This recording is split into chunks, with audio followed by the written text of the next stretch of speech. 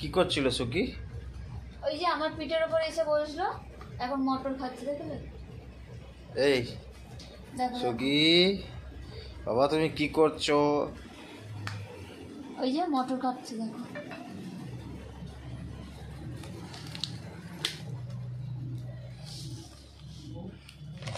দেখ কি করছে, দেখো দেখো বন্ধুরা, মটর প্যাকেটটাকে ছিঁড়ছে।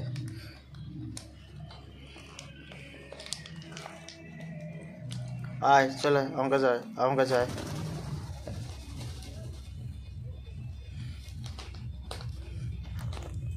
এই যে চাঁদু, এখন পুরো ঘর কিন্তু ইয়ে করবো।